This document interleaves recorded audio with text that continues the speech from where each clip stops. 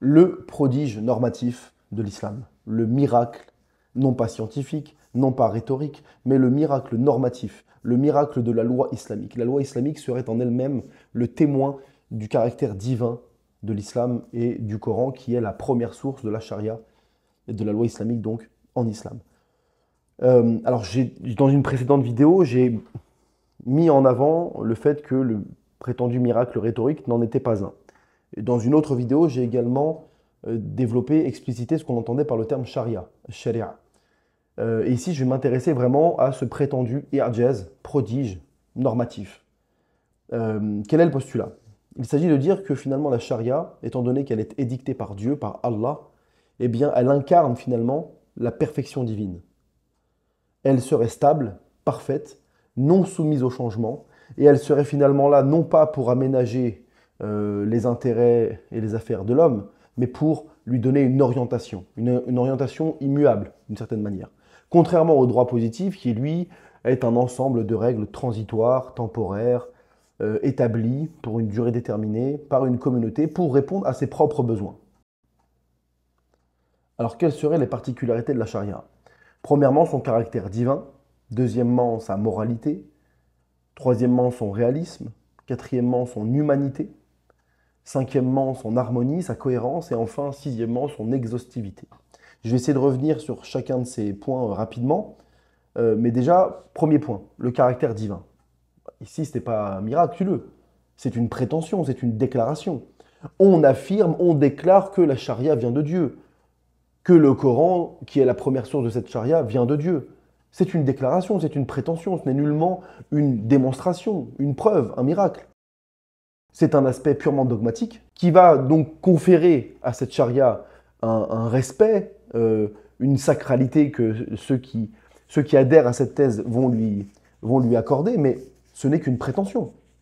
D'autres accordent de la sacralité et de la, du respect à tout un tas d'autres textes prétendument religieux et prétendument divins.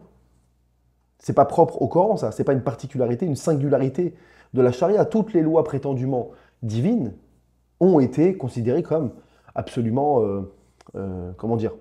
comme très respectables, comme intouchables, inviolables, etc. Et ça depuis des millénaires et des millénaires. Donc ça, ce n'est pas du tout une caractéristique propre au Coran, propre à la charia, et donc ce n'est qu'une des prétentions sans preuve, sans démonstration.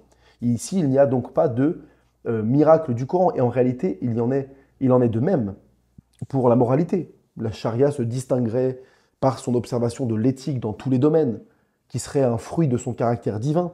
Alors sur le plan de l'objet, il s'agirait de dire que la charia, finalement, ne consacre pas le concept de droit de l'homme, mais plutôt consacre le devoir de l'homme, dans une vision où l'homme est le frère de l'homme. Alors c'est très beau sur le papier, sauf qu'il y a plein de choses à dire. Bon, déjà, la charia qui ne consacre pas le concept de droit de l'homme, sur plein d'aspects, on pourrait en convenir, puisque la charia islamique, dans le droit islamique sunnite, le droit d'avoir des esclaves, donc l'esclavage qui est parfaitement légal, le djihad de conquête qui est une obligation religieuse, peine de mort pour l'apostat, peine de mort pour le blasphémateur, peine de mort pour l'homosexuel, et j'en passe, sans compter les différences d'héritage, etc., le prix du sang qui est moitié moins entre un homme et une femme. Enfin, il y a énormément de choses à dire. Effectivement, on pourrait convenir que sur plein d'aspects, la charia ne consacre pas les droits de l'homme. Quant à dire qu'elle consacre les devoirs, et que ça serait une singularité, pardon, dans la société française dans laquelle on vit, on met en avant le fait que le citoyen a des droits, mais aussi des devoirs.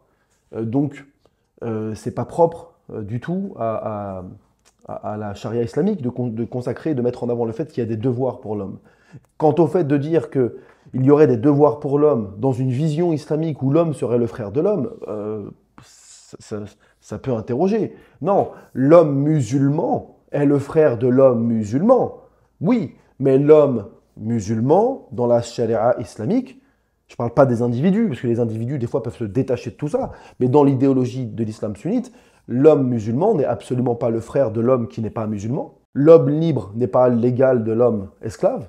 L'homme croyant n'est pas l'égal de l'homme mécréant, etc., etc. Donc, il y a plein de choses à dire sur le sujet. Alors, troisième aspect, la charia serait réaliste. Réaliste car elle fut révélée aux gens, mais au-delà de l'observation des idéaux finalement qu'elle met en avant, elle s'occupe aussi des problèmes d'ici-bas.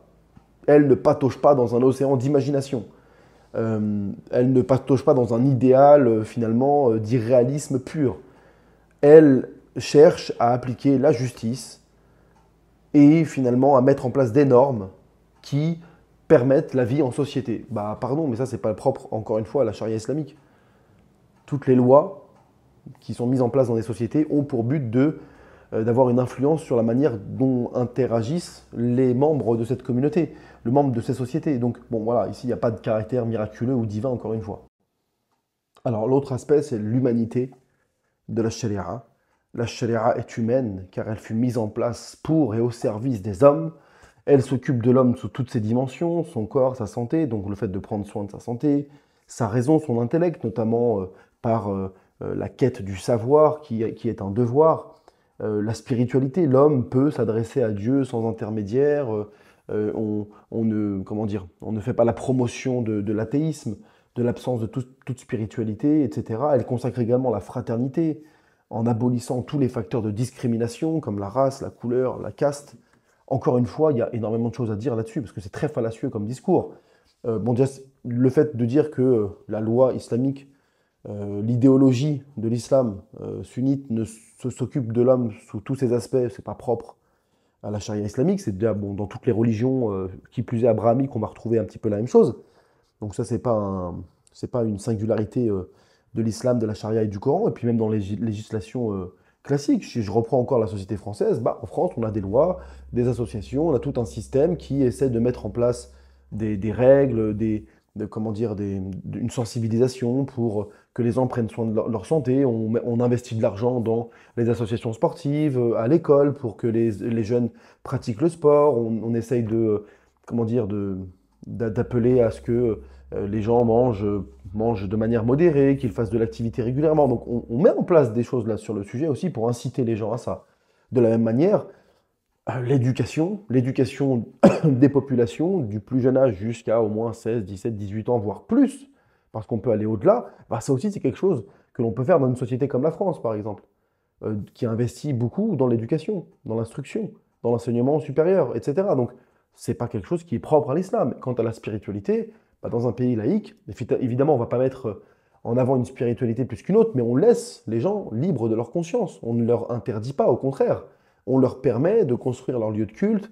On met en place, on n'interdit pas la vente de livres qui sont destinés à développer la spiritualité des uns et des autres. On n'empêche pas les discours religieux, etc. Enfin bref, il y a... Quant à la fraternité, alors pardon, dire que l'islam abolit tous les facteurs de discrimination. Alors oui, en ce qui concerne la couleur, la race, etc., oui, globalement on peut convenir de ça, mais elle met en avant d'autres facteurs de discrimination. Pardon, discrimination sur l'orientation sexuelle, discrimination sur la foi, la croyance, la croyance des uns et des autres, c'est un facteur de discrimination, des fois même sur le sexe, parce qu'entre un homme et une femme, des fois on n'a pas le même traitement, alors que rien ne justifie cela par le fait d'être homme ou femme. Bref, donc non, l'islam sunnite, dans son idéologie, dans sa charia, n'a pas aboli tous les facteurs de discrimination. Au contraire, elle a pour le coup consacré certains d'entre eux.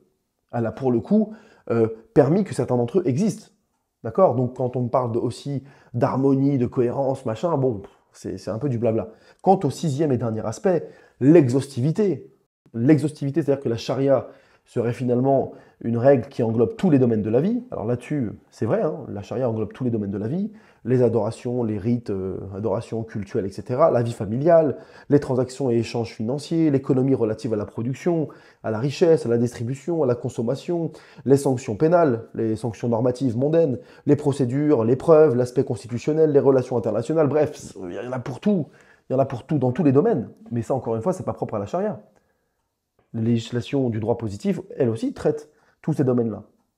Traite aussi l'ensemble de ces domaines-là. Donc elles aussi, elles sont exhaustives. Ce n'est pas une caractéristique de la charia. Vous l'aurez donc compris, il n'y a absolument rien qui, dans la loi islamique, prouve son caractère divin. Il n'y a pas de miracle normatif du Coran.